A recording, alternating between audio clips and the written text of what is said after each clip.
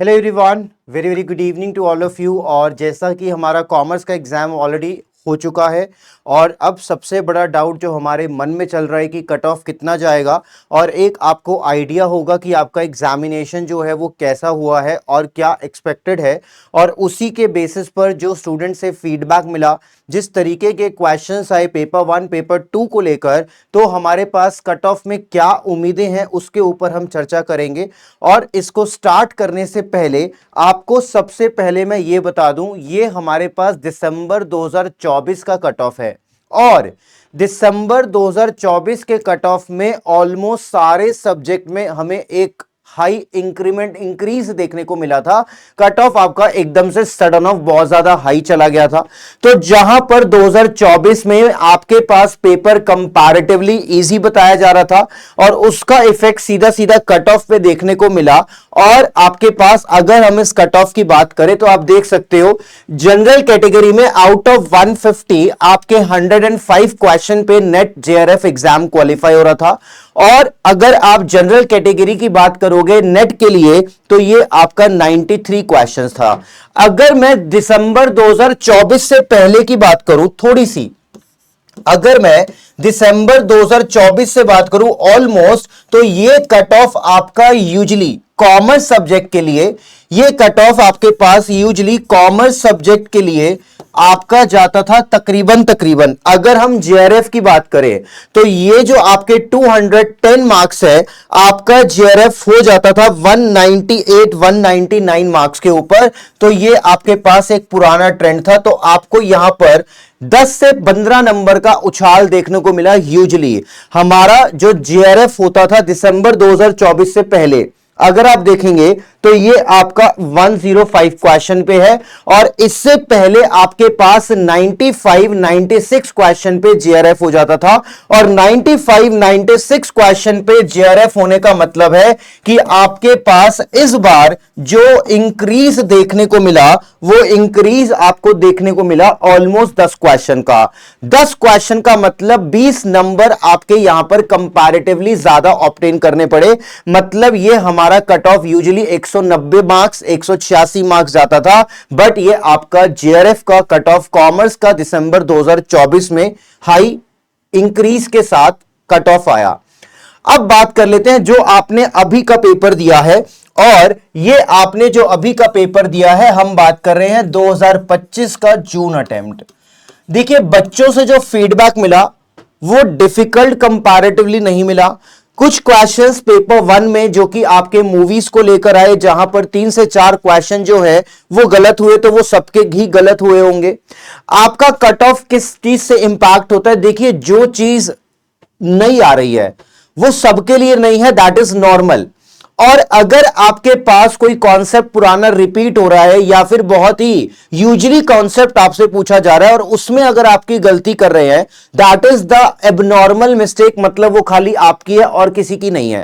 तो नॉर्मली हमारे पास जो क्वेश्चन का पैटर्न देखने को मिला वो स्टूडेंट का फीडबैक था कि ये इजी टू मॉडरेट देखने को मिला। पेपर 2 के लिए कह रहा हूं, पेपर 1 के लिए नहीं कह रहा। बट एक चीज मैं आपको यहां पे बता दूं, जब आप पेपर देकर आते हो और उसके बाद आप देखते हो कि पेपर हमारा कैसा हुआ, तो आपके पास ऑब्वियसली क्वेश्चन पेपर तो है नहीं, आपके दिमाग में वही चीजें रह जाती हैं जो आपने पढ़ी थी और जिसके क्वेश्चंस आपको आते थे। आपके माइंड में नहीं रहता जो क्वेश्चन गलत हो गए या जो आपने तुक्का मारा, जिन कंसेप्ट के बारे में आप जानते ही नहीं है, आप उस पर टाइम भी वेस्ट नहीं करेंगे और आप तुक्का मारेंगे। तो पहली बात यह कि आपको प्राइमा फेसिया हो सकता है पेपर देखने में इजी टू मॉडरेट हो, बट वो थोड़ा मॉडरेट से ज्यादा डिफिकल्ट हो। मतलब आपको लग रहा है जो कॉन्सेप्ट आपको याद है, आपको वही क्वेश्चन याद है जो आपने पढ़े थे और आपको पेपर में दिखे। एग्जामिनेशन सेंटर से आप बाहर निकले और आपके माइंड में वही क्वेश्चंस हैं, हाँ ये क्वेश्चन आया था, ये क्वेश्चन आया था, ये क्वेश्चन आया था। व्हाट अबाउट द क्वेश्चन अगर कोई नया आया है जहां पे आपने तुक्का मारा है, वो आपके माइंड में नहीं होगा। तो मुझे नहीं लगता कि इस बार आपका पेपर जो है वो इजी लेवल का रहा होगा, बिकॉज कॉन्सेप्ट ऑलरेडी पढ़े हुए आए, लेकिन कुछ चीजें आपके पास ऑब्वियसली, चाहे वो मार्केटिंग हो, चाहे वो एचआरएम हो, चाहे ओबी हो, बाहर से। अब जब मैं आपको बोल रहा हूं ना कि ये चीजें आपको पता होंगी, याद नहीं होंगी, तो आपको याद आएगा थोड़ा थोड़ा कि हाँ मैंने उस क्वेश्चन में तुक्का मारा था। तो ये थोड़ा सा ह्यूमन नेचर है, this is not your mistake. देखते हुए मेरे को नहीं लगता पेपर का लेवल आपका कंपैरेटिवली इजी रहा होगा। माना सारे कॉन्सेप्ट आपको याद है, बट स्टिल बहुत सारे क्वेश्चंस भी होंगे जो शायद हमारे माइंड में ना हो। तो पेपर का लेवल यूजुअली इजी बताया, बट मॉडरेट कंसीडर करके चलते हैं बेस्ड ऑन द जजमेंट कि हमारे पास ऐसे भी क्वेश्चन आए जो हमारे पास ऑब्वियसली नए थे, जहां पर आपने तुक्का मारा। अब यहां पर देखिए कट ऑफ ऑलरेडी अगर आप देखेंगे तो तकरीबन 70% कट ऑफ आपका यहां पर पहुंचा, 210 आउट ऑफ 300 मार्क्स। इसका मतलब जेआरएफ का कट ऑफ आपका सीधा सीधा 70% पहुंचा। तो अगर मान लीजिए इस बार कट ऑफ बढ़ेगा तो 70 के बियॉन्ड कहां तक जाएगा? Cut off already last attempt में आपका इंक्रीज हो चुका है। मुझे नहीं लगता कि 70 के बियॉन्ड आपका कट ऑफ जाएगा। जो पहले आपका जेआरएफ का कट ऑफ नॉर्मली 62, 63% आ रहा था, इवन 61 आ रहा था, 59 आ रहा था, वो सडन ऑफ आपका इंक्रीज हो जाता है कितना? 70%। तो ये कहां तक और कितना इंक्रीज होगा? तो इसी के लिए मैं आपको कह रहा हूं कि यहां पर मान के चलिए पेपर का लेवल मॉडरेट रहा होगा। जो कॉन्सेप्ट आते हैं उसमें भी गलतियां हुई होंगी। अभी तो हमें यही नहीं पता ना सिली मिस्टेक कहां पर है। जब हमारे हाथ में पेपर ही नहीं है, हमें लगता है कि क्वेश्चन आता है और आपका वो सही है, लेकिन ऐसा भी तो हो सकता है सिली मिस्टेक हुई हो। और सिली मिस्टेक एक ह्यूमन नेचर है। हर एग्जाम में हर बच्चे की ऑलमोस्ट 2 से 3 सिली मिस्टेक होती ही होती हैं, और वो हमें पता लगता है जब क्वेश्चन पेपर हाथ में आएगा और हम उसको पढ़ेंगे, हमें पता लगेगा हमने ये गलती करी। बिकॉज एग्जामिनेशन हॉल में आपका टाइम मैनेजमेंट सिस्टम भी है और साथ ही साथ आप एक अलग प्रेशर में है। तो अभी तो हमें वो सिली मिस्टेक के बारे में भी नहीं पता जो पक्का पक्का हमने करी होंगी, तो उसको भी कंसीडर करें तो उसका इंपैक्ट भी आपके कट ऑफ पे डेफिनेटली आएगा। तो कट ऑफ इंक्रीज होने के चांसेस बिल्कुल नहीं है। यहां पर आपका कट ऑफ कंपैरेटिवली अगर मैं बात करूं तो कहीं ना कहीं 2 से 3 क्वेश्चन से गिर सकता है, बट इंक्रीज होने की जो संभावना है वो यहां पर कम है। इसका मतलब अगर मैं यहां पर आपके साथ जनरल कैटेगरी के कट ऑफ की बात करूं तो जो ये पिछली बार 210 मार्क्स का कट ऑफ था, हो सकता है आपको ये कट ऑफ देखने को मिल जाए 204 से 208 के बीच में। इसका मतलब जो आपके पास 105 क्वेश्चन जो सही हो रहे थे जेआरएफ के लिए, ये हो सकता है अब आपके 102, 103 क्वेश्चन हो जाए। देखिए बहुत ज्यादा आपको फर्क नहीं मिलने वाला, क्योंकि पेपर कंपैरेटिवली स्टूडेंट का अच्छा हुआ है। स्टूडेंट ने बोला कि हमारे पास जो कॉन्सेप्ट आए वो हमारे पास ऑलरेडी पढ़े हुए आए, लेकिन मैं मान के चल रहा हूं उसमें सिली मिस्टेक का होना और साथ ही साथ वो पार्ट जो हमें याद ही नहीं है जो पेपर में आया होगा, बट हमें लगता है कि हमें तो वही याद है जो हमें आता था, तो कुछ ना कुछ क्वेश्चन ऐसे भी रहे होंगे। Considering that part, I think आपका जो कट ऑफ है वो थोड़ा सा कंपैरेटिवली 2 से 3 क्वेश्चन से क्या हो सकता है? डिक्रीज हो सकता है। और यही चीज आपको नेट में भी देखने को मिलेगी। जो आपका नेट का कट ऑफ है वो हो सकता है आपको 180 टू 182 मार्क्स के देखने के लिए मिले।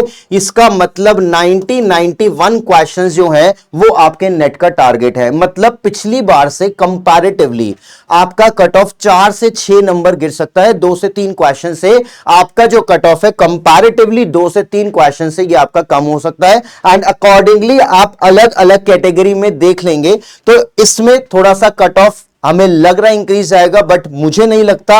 और मैंने क्यों आपको मुझे नहीं लगता उसका रीजन भी बताया, और आप सोच के देखिएगा, कमेंट में जरूर लिखिएगा कि ऐसे कुछ क्वेश्चन जो आपने तुक्के मारे हो और शायद आपके माइंड में अब आए, पहले नहीं आए थे। और जो सिली मिस्टेक है वो डेफिनेटली आपको अभी पता नहीं लग सकती। आपका पेपर आ जाएगा, 2 से 3 क्वेश्चन आपने जहां पर पढ़ने में ज्यादा जल्दबाजी करी होगी, ऑब्वियसली प्रेशर है तो वो एक रीजनेबल नेचर है, सिली मिस्टेक हर किसी से होती है तो वो कोई पार्ट नहीं है। बट यस, उसको भी हम कंसीडर नहीं करते। हमें लगता है कि वो क्वेश्चन हमारा सही होगा, बट कहीं ना कहीं जब ओवरऑल आपके पास सारे बच्चों के जो सिली मिस्टेक हैं और जो नए कॉन्सेप्ट हैं वो कंसीडर करेंगे तो उसका डायरेक्ट इंपैक्ट आपको कट ऑफ पे देखने को मिलेगा, और इंक्रीज होने का कट ऑफ में एज सच कुछ भी चांसेस या कुछ भी पॉसिबिलिटी नहीं है। ठीक, so this is the part जो हमारे पास कॉमर्स कट ऑफ से रिलेटेड था।